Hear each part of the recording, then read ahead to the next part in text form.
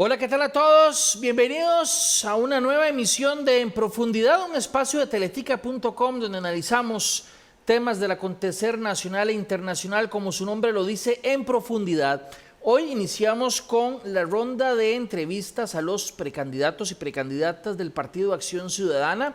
Hicimos el mismo ejercicio semanas atrás con los candidatos del Partido Liberación Nacional, también con lo correspondiente en la Unidad Social Cristiana, y ahora vamos con el Partido Acción Ciudadana porque ellos tienen también su convención interna en agosto próximo, y vamos a iniciar esta sección con don Welmer Ramos, quien ya lo tenemos con nosotros por acá, quien es uno de los aspirantes en las tiendas del PAC. Don Welmer, primero que todo, muchas gracias por atender nuestra invitación aquí en Profundidad.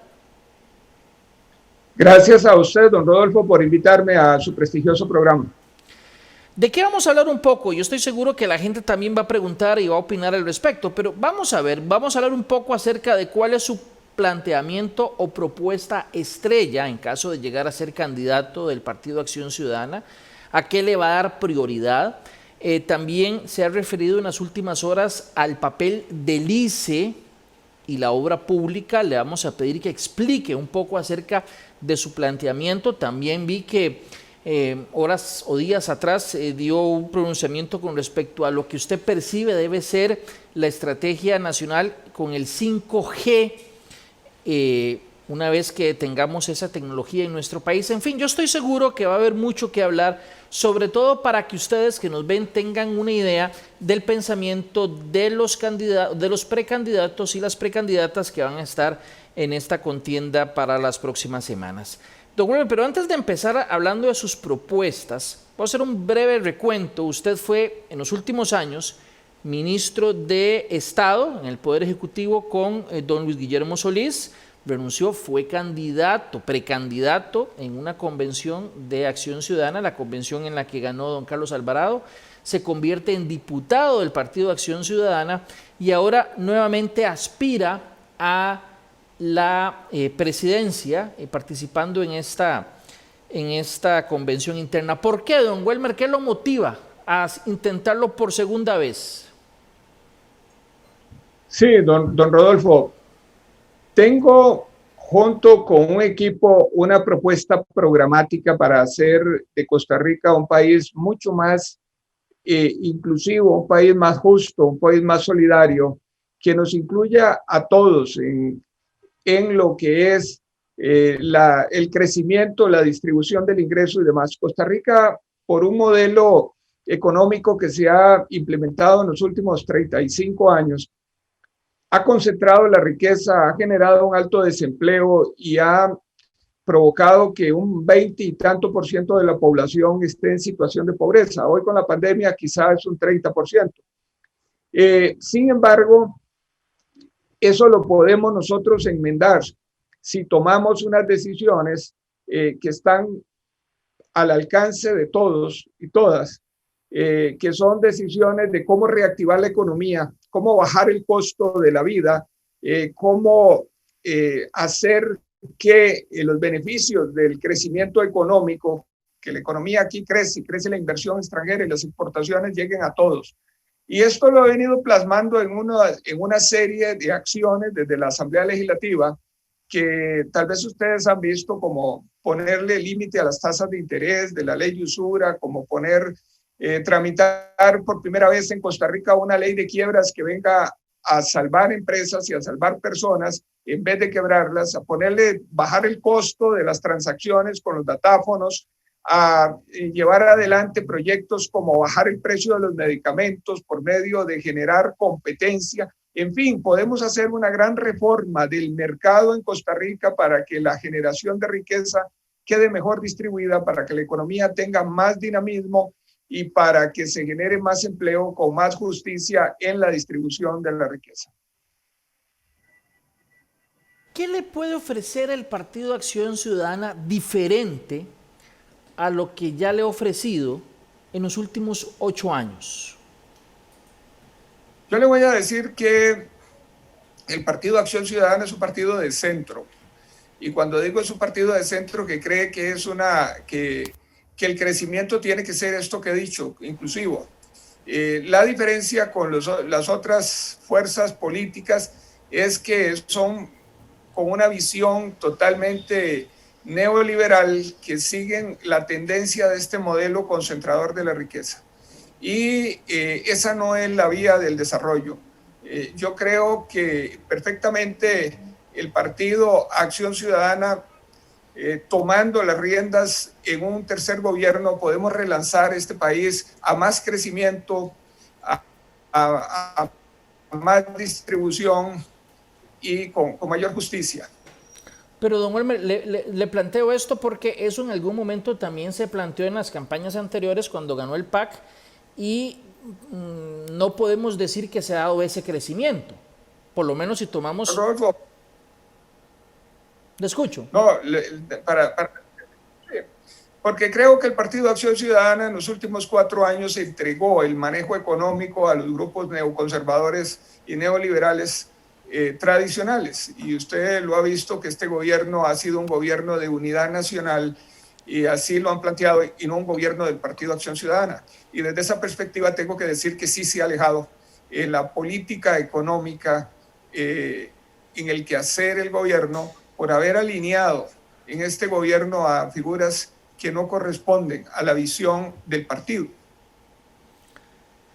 Vamos a ver, eso que usted plantea, en ocasiones uno lo ha escuchado en el pasado cuando el candidato del partido que está en el poder en ese momento, el precandidato, siempre trata de marcar una diferencia entre lo que representa él como partido y lo que está haciendo el partido de turno. Y yo le cuento eso, yo lo he visto en muchas oportunidades, que el candidato o la candidata oficialista, por decirlo de alguna manera, se separa en la práctica, en el discurso, como me parece que usted lo hace esta tarde, diciendo, sí, bueno, pero es que yo soy de ese partido, pero el gobierno no representa ese partido.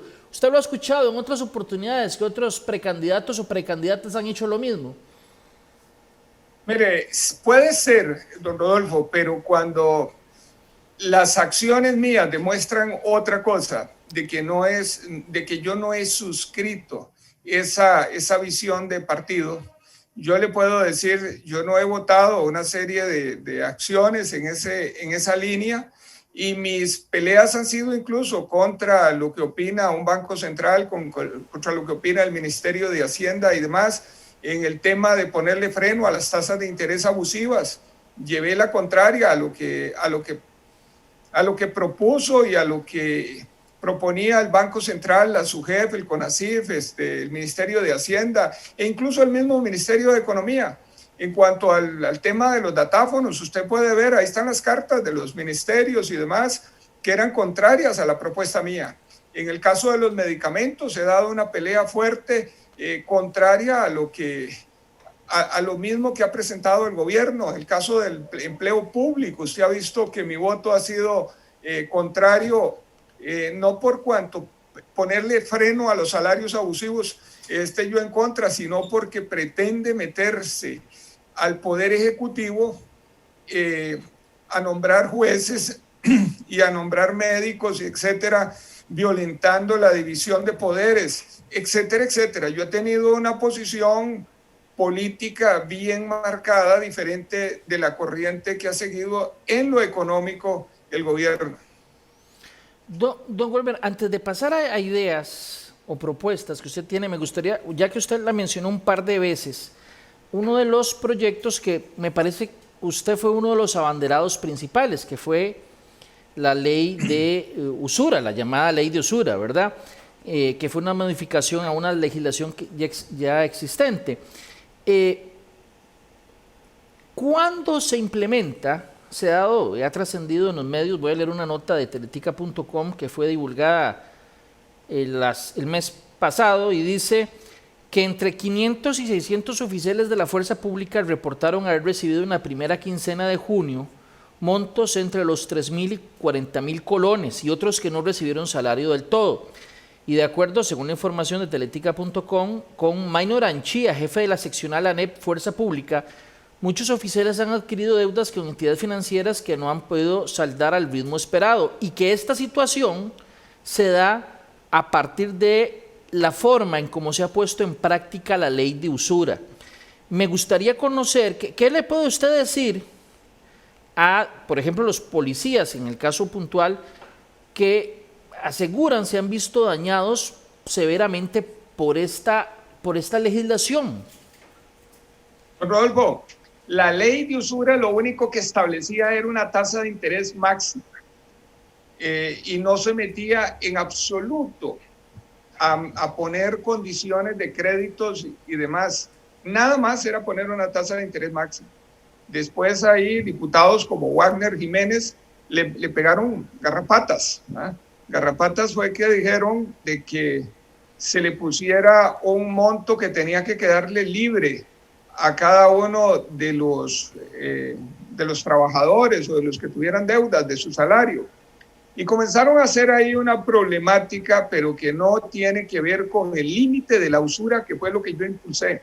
Y entonces, malamente ha querido el sector financiero indilgarle a una ley que tiene un objetivo de sacar a la población de lo que se llama la esclavitud financiera, que es sobreendeudar a la gente a tasas de interés altísimas.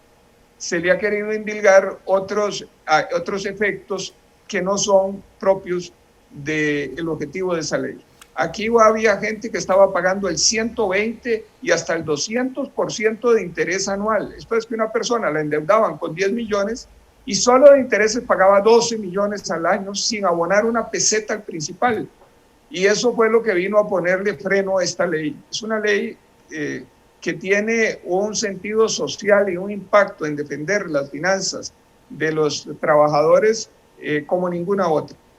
Pero vamos a ver, le entiendo el planteamiento que usted señala que el espíritu original de la ley no era ese. Usted señala que el espíritu original era que existiese un tope. No, ni. Pero por lo que le entiendo, fueron otros elementos que rodearon la ley, pero al final la implementación sí provocó este problema en la fuerza pública, por decirlo de alguna manera. No. Ahí hay interpretaciones que se dieron posteriores, interpretaciones tal vez de mala, con maña para quererle indilgar a una ley que tiene un objetivo bueno de poner tasa máxima, pues, indilgarle temas administrativos de otro tipo que poca relación tienen. Don Welmer, hagamos el ejercicio hipotético. Usted está participando de la contienda, es un hecho real, no es hipotético, en la contienda del Partido de Acción Ciudadana, la interna. Hagamos el ejercicio de que usted lo gana esa convención y va ya a las elecciones nacionales y las gana. Ejercicio hipotético. En un posible gobierno suyo, en un gobierno suyo del PAC, ¿qué podríamos esperar en el tema de impuestos? Y al mejor estilo de quien quiere ser millonario le voy a dar 4 opciones, a ver cuál me escoge y por qué. Opción A, aumentarlos. Opción B, disminuirlos. Opción C, mantenerlos igual. Opción D, mejor no respondo porque no lo sé. No, yo sí estoy claro. A ver, ¿cuál opción? Mire, aquí los impuestos no es necesario aumentarlos. Hay que cerrar los portillos que están permitiendo la evasión y la elusión en este país y que muchos bribones no están pagando. O sea, quita la opción A, no los aumenta. No, yo no los aumento al ciudadano. ¿Los pero disminuye? Perdón. Vamos a ver, al ciudadano no hay que aumentarle más los impuestos ni a las pymes, pero al cerrar los portillos que hoy permiten la elusión y la evasión, entonces sí que van a tener que pagar, no aumentando los impuestos, van a tener que pagar porque ahora sí caen dentro de la tributación esos que hoy están diciendo que hacen ingeniería tributaria y que hacen tributación sofisticada y demás, sí van a tener que pagar. O sea, no es que los aumenta ni los disminuye, los mantiene igual, pero cierra los portillos para que se cobre bien. ¿Le entendí bien? Sí, así es. Pero hay que pasar algunas leyes. Hoy en día, el G7, hoy en día, 130 países han acordado también que debemos de cerrar portillos para que dejen de trasladarse ganancias que se generan en Costa Rica, se trasladen a paraísos fiscales. Y eso es lo que está hoy el mundo llevando adelante y es lo que yo he propuesto desde hace 4 años o más y que estaba diciendo Costa Rica tiene que implementar un sistema de renta mundial. Y eso no es ningún impuesto, nada más cerrar un portillo para que lo que ha demostrado Panama Papers y lo que ha demostrado cuando la información de quienes no pagan impuestos y tienen pérdidas de grandes contribuyentes ha demostrado también. Y entonces ahí sí que va a haber mayor recaudación. Don Welmer, ¿cuál sería, y esta pregunta yo siempre que la hago alguien me dice, es que usted no puede limitar las soluciones del país a una sola medida? Por supuesto que no, y quiero aclararlo una vez más. Yo sé que hay múltiples problemas, como dicen ustedes los economistas, en cantidad infinita de necesidades y escasez de recursos para satisfacerlas. Yo sé que hay muchos problemas y poco margen para solucionarlos, pero si hiciéramos un ejercicio hipotético, simplificando todo de tal suerte que usted me diga cuál sería su propuesta estrella, la que contra viento y marea sería prioridad total. Y reitero, yo sé que hay muchos problemas que atacar e implica muchas medidas, pero si yo le digo la prioritaria, el problema prioritario a atacar, ¿cuál sería ese problema y cuál sería la medida, ojo, concreta que se tomaría? Oh. Le voy a decir que la gestión tributaria y aduanera. Este país, si logra cobrar bien los tributos, cerrar los portillos fiscales que hoy existen y logra mejorar las finanzas públicas, tenemos dinero para reactivar la economía, tenemos dinero para darle a los programas sociales, invertir en ciencia y tecnología, invertir en infraestructura y por ahí vendría la reactivación económica rápidamente. Claro que hay otro montón de medidas adicionales que hay que tomar, pero esa sería una de las primeras. O sea, el tema tributario aduanero me pareció, puede ser un poco más específico, digamos, mencionar alguna puntual, alguna acción puntual. Mire, la gestión tributaria y aduanera hay que mejorarla enormemente, porque ese es el hueco donde se está erosionando y se están yendo los recursos en mayor medida. Después, y por ahí lograríamos nosotros tener los ingresos necesarios para reactivar esta economía y ponerla a caminar. Pero necesitamos también otra serie de medidas, ¿verdad? El tema de compras del Estado. Todo lo que compra el Estado en Costa Rica tiene que ser nacional. Lo que comen los comedores escolares, lo que comen, lo que se ocupa para las cárceles, los hospitales, etcétera, tiene que ser producido nacionalmente para generar empleo y reactivación económica a lo interno. Eso también debe ir de la mano junto con mejorar las finanzas, porque necesitamos reactivación. Hay que bajar el costo de la deuda pública, que el país está pagando quizá 2,5 puntos del PIB de más anualmente, y por ahí es otra erosión enorme de recursos, únicamente porque hemos condenado al Estado a financiarse internamente, mayormente, y entonces está pagando tasas de interés muy altas y a plazos muy cortos, y eso le resta capacidad al Estado y le está transfiriendo cantidades de recursos a sus acreedores. El otro gran tema que hay que hacer es las compras del Estado, que lo he dicho una y otra vez. Figúrese que el Estado compra casi 15 puntos del PIB y está pagando hasta un 30% de más, cuando hoy en día deberíamos de tener nosotros parámetros para que el Estado no pague de más. ¿Cómo? Hoy en día Hacienda tiene las facturas digitales con código de barras y sabe a cómo se transa el sector privado, y por Big Data deberíamos nosotros de tener límites máximos al pago de lo que compra el Estado. Ahí nos podemos ahorrar otros 2 puntos del PIB.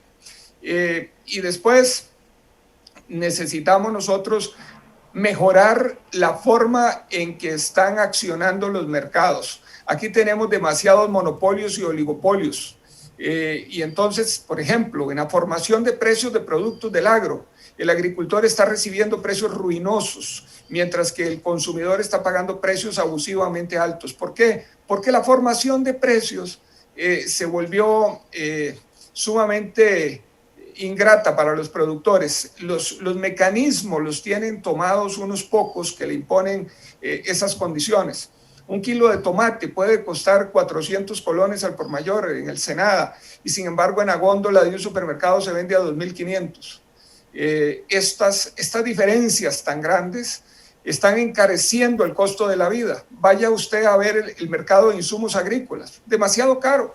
También usted se va a ver el mercado de, vaya, compre una casa en Costa Rica y le cobran tasas de interés hasta del 12%, mientras tanto en un país desarrollado están pagando 3%. O sea, hay demasiadas estructuras monopólicas y oligopólicas que están encareciendo el costo de la vida y están repartiendo mal la riqueza. Le entiendo lo que menciona, pero usted me está señalando un problema y creo que estamos de acuerdo en que hay un problema. Y pongo el ejemplo que usted mismo puso del tomate o del agro. El que produce recibe muy poco y el consumidor final paga mucho. Estamos de acuerdo en que eso es un fenómeno que se ha dado en algunos casos o en muchos casos, en muchos productos. Pero es el problema. Mi pregunta es, ¿cómo solucionar concretamente el tema? O sea, ¿qué acción tomar para que el agricultor o reciba lo que se merece y el consumidor final pague lo que es justo? Pero usted me señaló el problema. Mi pregunta es, ¿cómo solucionarlo? No solo enunciar el problema, ¿cómo meterle mano al problema? Don Rodolfo, excelente, eso es el asunto. Mire, los mercados agrícolas están tomados, el Senada y la mayoría están tomados por intermediarios. Eso tiene que estar en manos de las asociaciones de productores, las cooperativas de productores. La red de frío hoy en día está alquilada a grandes comerciantes del agro, grandes supermercados. Eso tiene que estar en manos de los agricultores. Si yo llego con tomate al Senada, tengo que vender el mismo día porque el otro día ya está podrido. Pero si yo tuviera acceso a la red de frío, que es del Estado, entonces podría tener ese tomate hasta un mes sin que se me pierda. Pero eso tiene que estar en manos de los agricultores. Las compras del Estado, lo que el Estado compra para los comedores escolares, para las cárceles, para los hospitales, tiene que ser comprado no a intermediarios, sino a asociaciones de productores de manera directa, a los centros agrícolas cantonales y demás. Entonces, nosotros tenemos que tener mecanismos de subastas en vez de que 3 se pongan ahí de acuerdo en el Senada de cuánto van a pagar por el tomate. Mecanismos más transparentes, donde los precios se formen de manera más competida. Esto es así, estoy dándole medidas concretas. Figúrese que un quintal de frijoles comprado en la góndola de un supermercado le cuesta hasta 78,000 colones al Estado, y un agricultor lo está vendiendo en 28,000 colones, tal vez en Upala.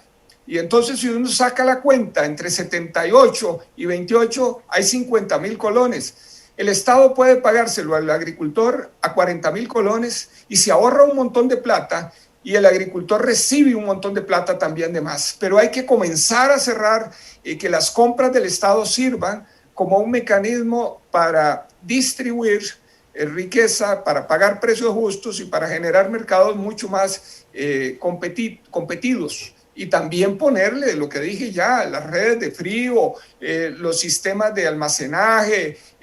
Hay que montar muchos más sistemas de industrialización en manos del agro para que también utilicemos los productos que no se pueden comer no se pueden destinar al consumo de manera directa.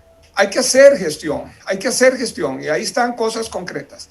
Pero en otros casos, en el mercado de los insumos agrícolas, hay que generar leyes para que aquí se puedan inscribir rápidamente nuevas moléculas, porque tenemos hoy en día que esto está acaparado por unos pocos. Hay que permitir las importaciones paralelas y que no haya solo un importador exclusivo en Costa Rica y que esté prohibido para los demás traerlos, igual que los medicamentos. Tenemos que permitir importaciones paralelas y que los mercados se muevan más rápido y inscribir moléculas y inscribir genéricos rápidamente si ya han sido aceptados en países que tengan sistemas de vigilancia, en caso de los agroquímicos de primer nivel o en el caso de los medicamentos de primer nivel, y nosotros homologar esto, igual que lo estamos haciendo en las vacunas. En fin, hay una serie de medidas concretas con que nosotros podemos mejorar los sistemas de formación de precios en Costa Rica para bajar los costos. Don Welmer, usted mencionó hace un rato, hace unos minutos, como una de sus prioridades el tema tributario aduanero. Hay un proyecto o una iniciativa que inclusive creo que llegó a la Comisión Caribe, que la está estudiando. Le voy a preguntar muy rápidamente a ver si usted la ha escuchado. Plantea que las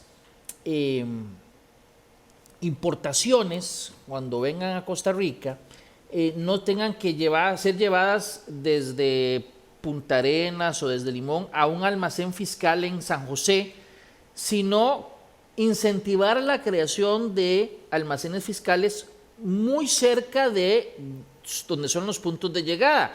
Entiéndase Punta Arenas, donde hay 4 o 5 apenas, entiéndase Limón, donde hay muy pocas, entiéndase Peñas Blancas, que creo que solo hay una, entiéndase Paso Canoas, que creo que no hay ninguna, y sacarlas del Valle Central. Hay gente que se opone porque dice que es un costo operativo muy alto para los almacenes, se ocupa de una logística importante, se ocupa de grandes extensiones de terreno para hacer esos almacenes, y otros dicen que si más bien se llevan esos almacenes allá, se genera mano de obra en estos lugares. ¿Cuál es su posición específica con esa iniciativa?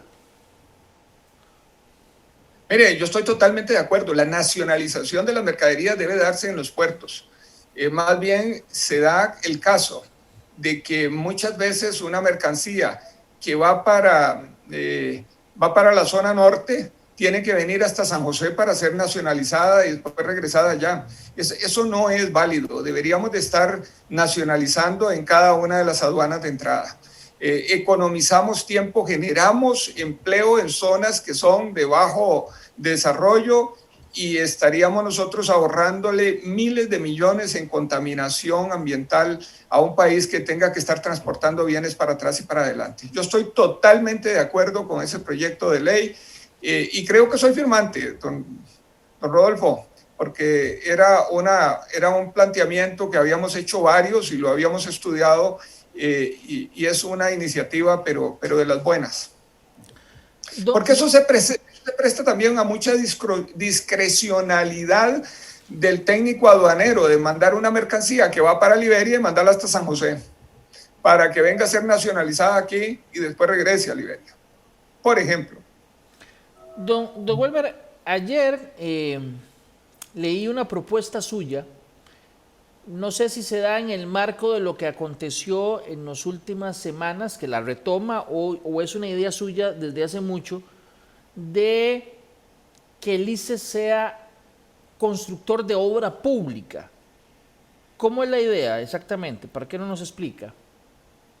Bueno, vaya, en el pasado Costa Rica tuvo al MOP construyendo obra pública, carreteras, puentes y demás. Y lo hizo con calidad y lo hizo de manera con eficiencia. Después vino una corriente ideológica que decía que el Estado debería salirse de todas esas cosas y se lo entregó en manos a unas pocas empresas que hoy sabemos cómo hacen este tipo de obra. Los estados también en el mundo tienen ejércitos, con la excusa de que el ejército tiene que estar capacitado para construir carreteras, puentes, edificios y demás, los ejércitos son la empresa constructora del Estado. Y yo he propuesto desde hace muchísimo tiempo que el Instituto Costarricense de Electricidad tiene las capacidades técnicas y también la logística para crear infraestructura en Costa Rica. Lo ha demostrado haciendo embalses y todas las redes viales y puentes que están alrededor de ellos. Y esto nos permitiría a nosotros despegar y ayudarles a despegar todo lo que es la infraestructura educativa, la infraestructura alrededor de lo que es la infraestructura en salud y algunas vías, y ayudarle a las municipalidades. Uno va a ver que las juntas de educación a veces no tienen la capacidad para gestionar las obras que necesitan. Sin embargo, toda la construcción se le está dejando sobre las espaldas a ellos. Y las zonas de menor desarrollo todavía tienen más problemas para enfrentar la burocracia de un MEP o la burocracia que está alrededor de la construcción. ¿Qué mejor darle esas capacidades al ICE para que pueda llevar adelante esa construcción? Además, esto dinamizaría mucho en estos momentos la economía nacional y nos permitiría, generando empleos y generando bienes y servicios que necesitamos, y nos permitiría tener un punto de comparación entre la empresa privada y la empresa pública haciendo obra. Un punto de comparación en costos y un punto de comparación en calidad. Y estoy seguro que los grandes beneficiados va a ser todo Costa Rica, para que compitan entre ellos. También escuché, o leí más bien, leí una propuesta, y aquí la tengo. Usted plantea en un comunicado ayer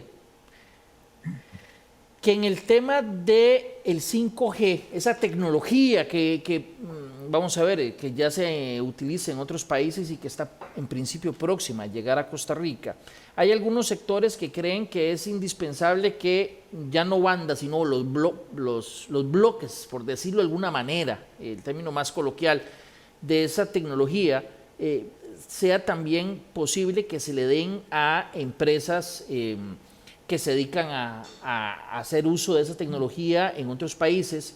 Entiendo que usted plantea, y usted me corrige a ver si lo entendí bien, que siga esto en manos del ICE. Lo que estoy planteando es lo siguiente. Perdón, es que se le cortó. Disculpe. Aquí hay una desesperación. Bueno, perdón, don. Hay como, lo que he notado es una urgencia de quitarle esas frecuencias al ICE y subastarlas al mejor postor.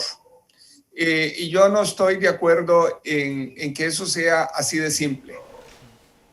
La tecnología 5G sirve para temas de salud. La tecnología 5G permite que un médico en San José pueda estar revisando una tomografía que se está haciendo en Limón, un especialista.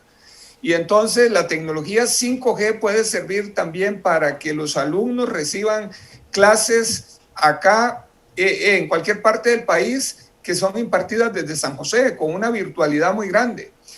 Necesitamos también fomentar mucho más las radios culturales, las televisoras culturales, los medios independientes para tener una mayor pluralidad de pensamiento que se difunda y de cultura que se difunda y que no se nos concentre la información en manos de unos pocos, y por lo tanto una subasta lo que tiende es a concentrar esas frecuencias en unos pocos. Entonces, primero que demos una discusión de cuáles son las necesidades sociales, educativas, de cultura y de democratización de los medios de comunicación, y que después veamos cómo asignamos eso para que esos objetivos se cumplan y no quitárselas al ICE e irlas a privatizar fácilmente.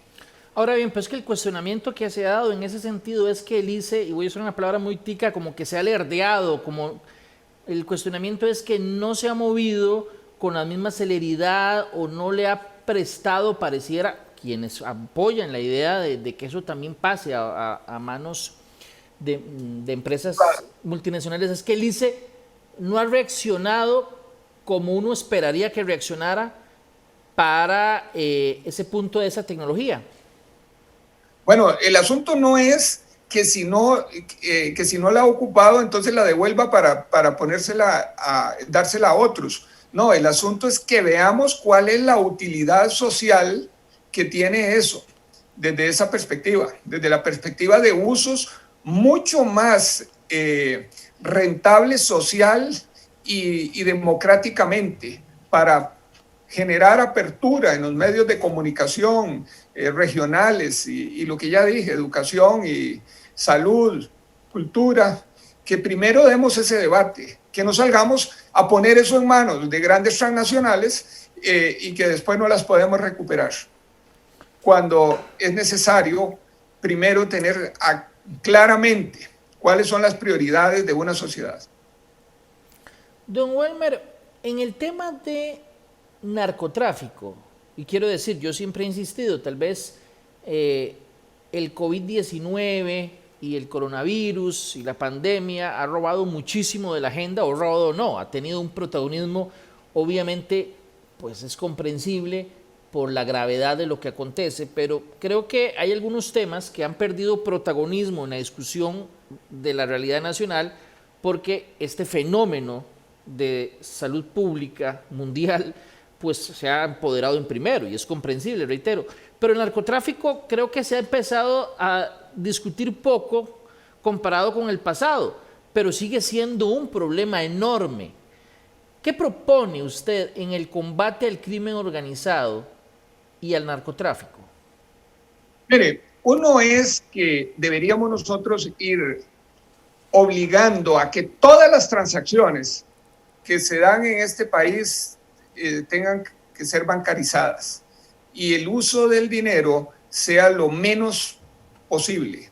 Es más, ya tenemos las condiciones para prácticamente eliminar el uso del dinero efectivo y hacer todas las transacciones vía por medios digitales.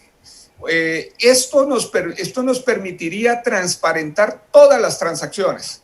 Y entonces así los narcotraficantes no tendrían el portillo que tienen hoy para ir con sacos de dinero a un banco diciéndole que eso es producto de un negocio que tienen y que reciben mucho efectivo. Necesitamos, si nosotros quitáramos el dinero, tampoco habría fraude fiscal. Imagínense ustedes los narcotraficantes para poder demostrar sin dinero cómo hacen para meter el dinero a la corriente bancaria. Imposible. Además, una economía que no tenga dinero efectivo se economiza toda la red de cajeros automáticos y los autos blindados y la gente que está contando dinero y emitir ese dinero que es caro, etcétera. Nosotros nos podríamos ahorrar unos 300.000 millones al año y con esto también teníamos trazabilidad de las transacciones. Pero también necesitamos en la parte de vigilancia, desde luego, hay que integrar hoy en día mucho más lo que es la parte tecnológica de vigilancia entre municipalidades y el Estado. Necesitamos también ahí, y tenemos que evolucionar a lo que es, por ejemplo, controlar más las transacciones y el enriquecimiento de las personas, que no se pueda demostrar que se hace de buena manera. Y ahí la extinción de dominio, yo soy de los que creo que sí se debe aplicar en Costa Rica. Capitales que crecen y crecen en el corto plazo y que no son posibles explicarlos, el Estado debería tomar dominio para evitar de que esto siga impune en Costa Rica. Usted mencionaba el tema del 100% de la bancarización o el 100% del uso de instrumentos que nos permitan sacar el dinero en efectivo, por decirlo de alguna manera, ¿verdad? O sea, es una idea que creo que durante mucho tiempo ha tomado fuerza, pero mi pregunta es, ¿estamos en condiciones para implementarlo ya en Costa Rica? Porque usted dijo que sí, pero caramba, ¿cómo lo haría? Porque no es poca cosa ese esfuerzo. No, mire, estos son pasos que tenemos que ir para allí. Hace poco nos parecía imposible, don Rodolfo, que no tuviéramos nosotros en Costa Rica los videos donde íbamos a alquilar películas. Hoy ya eso no existe. Los cafés internet nos parecían una gran idea. Ya hoy no existen café internet. Las películas para las cámaras fotográficas ya no existen. El mundo va evolucionando, la tecnología va evolucionando aceleradamente. De esto más bien lo que nosotros tenemos que hacer, y con este empuje que le ha dado el COVID a lo que es la digitalización, estamos muy cerca de hacerlo. Ya hoy en día, en un país como Suecia, más bien le cobran a usted más si paga en efectivo, si quiere pagar en efectivo, y en muchos lugares le van a decir que no, que tiene que ser por medio electrónico, porque eso sí que facilita. Imagínense un bus sin dinero, no tendrían por qué asaltar al chofer. No, tiene usted toda la razón. En principio la idea suena muy buena, muy tentadora, pero mi pregunta es, en la Costa Rica, porque la realidad sueca es muy distinta a la nuestra, en Costa Rica sí estamos como para dar ese paso de aquí a 3 años, le pregunto. Yo diría que tenemos que ir dando los pasos. Uno, obligar a que se bancaricen todas las transacciones mayores a $5,000 y no de 10,000, para obligar ya a que el narcotráfico tenga más complejidad a la hora de querer lavar dinero. Tenemos que poner extinción de dominio y otras cosas, pero ya nosotros tenemos que ir caminando también por esos otros mecanismos, claro, y estoy casi seguro que en 3, 4 años podemos dar el salto a ir eliminando el dinero físico. Don Wilmer, se me está acabando el tiempo, nada más quería un par de preguntas más, invitándolo, ojalá este mes, a nuestra versión de radio, de Teletica Radio, porque creo que hay muchas cosas que quedaron en el tintero y podríamos conversarlas también en la radio. Pero antes, don Wilmer, me imagino que usted, no solo como diputado, sino como político y también como ciudadano que quiere estar informado, escuchó o ha escuchado las propuestas de candidatos y candidatas de otros partidos que no son el PAC. Parto del hecho de que sí. No, viera que casi que no. ¿Cómo no? Ahí lo que he oído es, por ejemplo... Porque puede ser por curiosidad, porque podrían ser sus potenciales rivales, o por el simple hecho de, como un ciudadano bien informado, hay que escuchar todo. No sé, algunas. Don José María Figueres, por ejemplo, que quiere traer el mundo a Costa Rica, cuando yo más bien quiero llevar a Costa Rica al mundo. Él tiene una mentalidad de que nosotros debemos ser empleados de y que nada más debemos ser empleados de empresas extranjeras. Yo creo que Costa Rica puede ser generador de bienes y servicios desde las pymes para el mundo. Y entonces esa diferencia sí que la he oído por ahí. ¿Hay algún otro que quiere hacer de Costa Rica una sola zona franca? Y entonces yo me pregunto, ¿y cómo vamos a generar los impuestos necesarios para mantener la salud, la educación, la infraestructura, etcétera? Son ideas que por ahí están y me parecen a mí, a veces me quedo con la boca abierta, pero eso porque no tienen una solidez que la sustente, y entonces sí, algunas me he ido enterando. Bueno, ok, perfecto. Entonces sí ha escuchado y ya me mencionó varias que usted no las ve bien. Yo le pediría, de las que ha escuchado, ¿habrá alguna de las propuestas de los candidatos de otros partidos, candidatos y candidatas de otros partidos, que usted ha escuchado, propuestas con las que sí esté de acuerdo, aunque sea con una? Bueno, tal vez el desarrollo costero y la necesidad de generar mucho más inclusión de la ciencia y la tecnología en granjas marinas y demás, que por ahí le oí a algún candidato. Estoy de acuerdo, es una idea que yo también he albergado en el pasado. Don Weber, le agradezco muchísimo que nos regalara unos minutos de su agenda. Yo sé que hoy tenía una tarde muy ajetreada, así que le agradezco muchísimo que estuviera con nosotros. Vea, hay muchos comentarios que usted puede repasar ahora.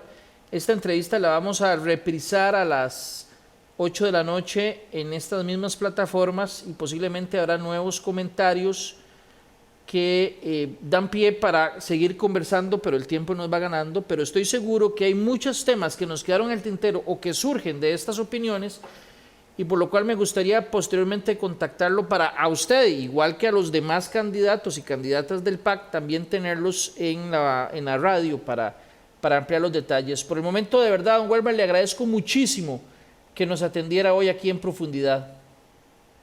Muchas gracias, Don Rodolfo, un gusto haber compartido con usted y también con la teleaudiencia, porque es de verdad importante dar a conocer nuestras propuestas, que creo que son las mejores. Son las propuestas más inclusivas, más justas, más participativas de desarrollar un país desde adentro, desde abajo, tomándonos en cuenta a todos para que quepamos en este país de oportunidades en que hemos vivido. Perdón, don Wilmer, nada más me queda una pregunta aquí, ahora que lo menciona, de las propuestas suyas. ¿Por qué usted debería ser el que gane la convención y no cualquiera de los otros candidatos o candidatas, precandidatos o precandidatas del PAC? ¿Qué tiene usted que haga la diferencia? Voy a decirle que esto es propuesta programática. Creo que Costa Rica hoy en día tiene un problema serio en lo económico, que necesita la conducción desde la economía para crear reactivación, para generar empleo, para llenar el bache en las finanzas públicas, y creo que el equipo que me acompaña y el expertise que yo tengo podría estar mejor atiempado con las necesidades del país. Gracias, don Wilmer, por estar con nosotros aquí en Profundidad. Muchas gracias, don Rolfo. Bien, y gracias a ustedes por acompañarlos. Como les dije, esta es la primera de una serie de entrevistas que vamos a tener también con los demás precandidatos y precandidatas del Partido Acción Ciudadana. Los tuvimos con Liberación en su momento, los tuvimos con los de la Unidad en su momento, y vamos a seguirlos teniendo, Dios primero, con los de otros partidos. Y la idea es conversar ampliamente acerca de propuestas, principalmente de propuestas que tienen con miras a las elecciones del 2022, que aunque creemos está muy lejos, la verdad es que está más cerca de lo que realmente sentimos. Así que de verdad muchas gracias. Este programa Dios Primero lo repetimos a las 8 y también lo podrá encontrar en el micrositio de En Profundidad en teletica.com. Dios Primero, los esperamos el próximo viernes. Hasta entonces.